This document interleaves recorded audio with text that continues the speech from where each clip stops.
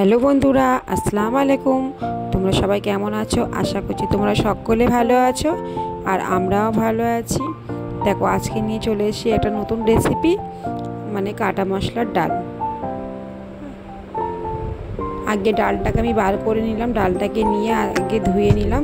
ডালটা ধুয়ে রেখে দেবো আর আমি এদিকে কড়াই বসিয়ে দেবো। আর আমি তারপরে পেঁয়াজগুলো কুচি কুচি করে কেটে নিয়েছি।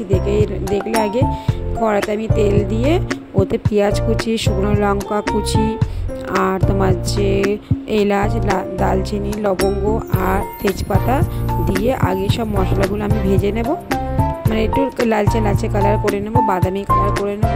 তারপর আমি ডালটা দিয়ে দেবো। ডালটা দেওয়ার পর ডালটাকে আমি এতে ভালো করে ভেজে নেবো এই তেলেতেই। যেহেতু ডালে একটা জল থাকে, তো ডালটা ধোয়া হয়েছে, জল তো একটু একটু আছে, সেই ডালটা যাতে জলটা শুকিয়ে যাক ওই ধরনের, মানে ওই রকম ভেজে নেবো ডালটা আগে। তো ডালটা আমি এখানে পুরো জলটা শুকিয়ে যাওয়ার পর তারপর আমি ডালে জল দেবো পরিমাণ মতন, মানে ডাল সেদ্ধ হবে ততটাই জল দেবো আমি, বেশি জল দেবো না এখন। তো ডালটা সেদ্ধ হওয়ার মতনই জলটা দেবো।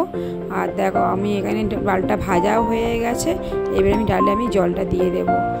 আর ডালটা সেদ্ধ তোমরা তো বাড়িতে সকলে মানে সবাই বেশিরভাগ তো আমরা হলুদ দিয়ে ডাল সেদ্ধ করে রান্না করে থাকি।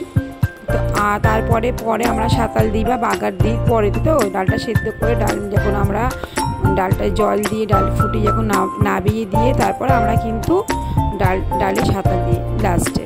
তো এটা আগেই থেকে পেঁয়াজ লঙ্কা সব ভেজে নিয়ে এইভাবে ডাল করে দেখো, খুব মজা লাগবে। দেখো, আমার ডালটা তো সেদ্ধও হয়ে গেছে। আর এতে আমি ডাল কাটা দিয়ে ঘুটে দিয়ে জলও দিয়ে দেবো, পরিমাণ মতন জল দেবো, বেশি পাতলা করব না আর একদম অনেক অনেক গাঢ় করব না। তো আর এর সাথে যদি ঝুরঝুরে আলু ভাজা করো তো খুবই ভালো লাগবে খেতে। তো ডালে আমি জল দিয়ে দিয়েছি, এতে আমি নুন দিয়ে দেবো।